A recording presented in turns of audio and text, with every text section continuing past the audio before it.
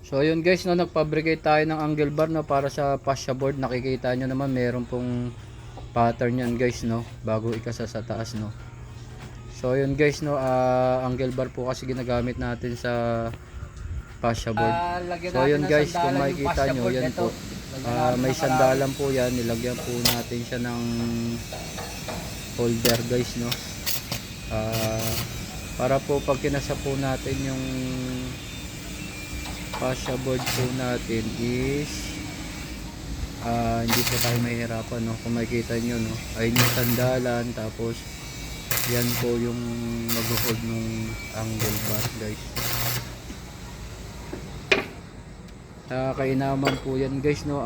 Gamitan po natin ng angle bar yung mga fascia board natin, no, para mas matibay po, no. Kasi kung iisipin nyo guys, no, bibit-bit po na ang tubig kasi ang fascia board natin, at the same time ng yung holder niya, no, yung kailangan bakal po yan kasi pag nabasa nabigatan yan may possible pong malaglag yan, no. Yung iba po kasi parlina po ginagamit, no. Tayo po nilalagyan natin ng bakal kasi para katagalan po hindi po siya agad masisira guys, no. Yan po, no, sinandal na po natin yung ano, no. Tapos kung saan po yung sandalan ng fascia board, lalagyan po natin siya ng clamp, no. May clamp po tayo dyan. Yan po. Pagka clamp po nyan, yun po, i-align nyo lang po yan. Kailangan po pag nilagay nyo po yung sandalan, nasa tamang sukat daw rin po, at the same time nasa hulog na rin po, no. Saka binabatakan po ng tansi yan, no, para diretso rin po guys, no. So yun guys, saka yun na po, no, yan po yung likod ng fascia board natin.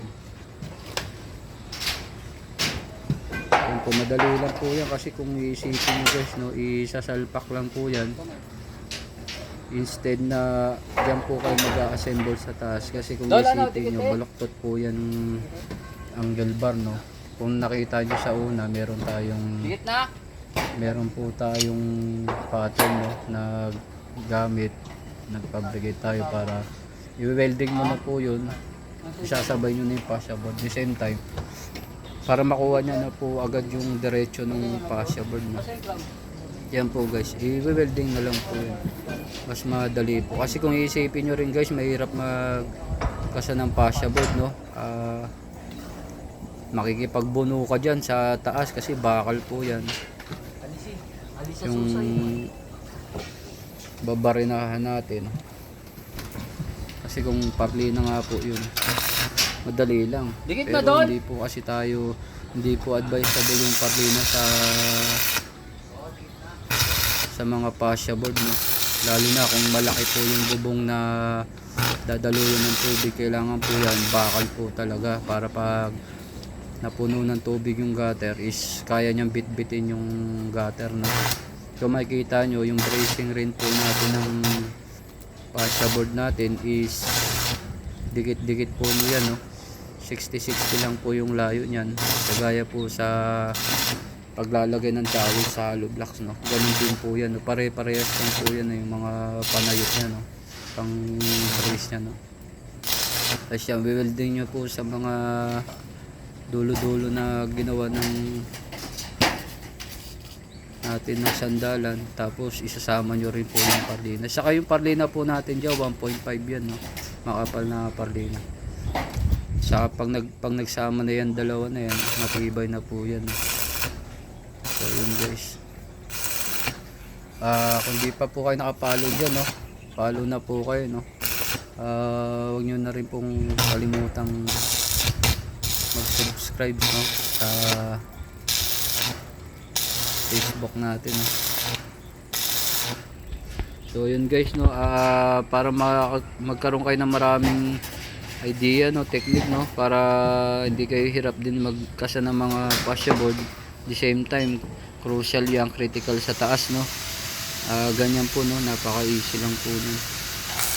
Makikita nyo, wini-welding na lang po yan. Ganyan lang po. Follow na po kayo guys, no, para marami kayong idea at the same time technique tip na rin, no, sa paggawa ng mga ng bahay, no, related sa lahat po yan, no, mapa-welding, carpentry works, masonry works. So yun guys, no, maraming salamat po pala, no. God bless to all of us, no.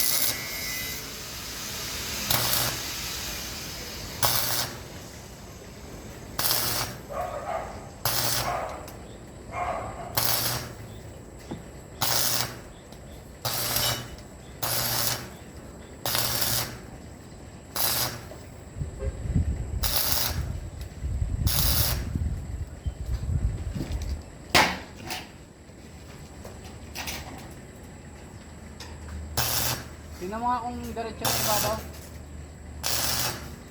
Jen, nakadikit na? Tingnan mo dito kung nakadikit. Ang sabi ng dot? Oo. Hindi nakadikit. Nakadikit.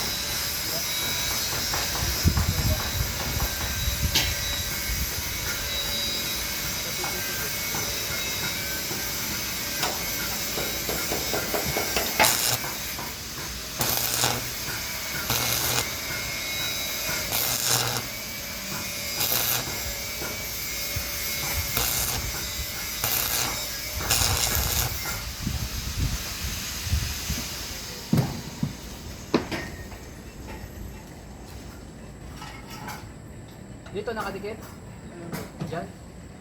Dikit. Oh, dikit mo nun. Lang.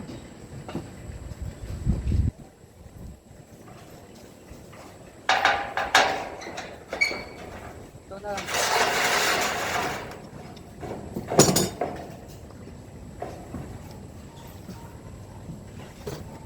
Yan. Yan. Yung dikit na kasi.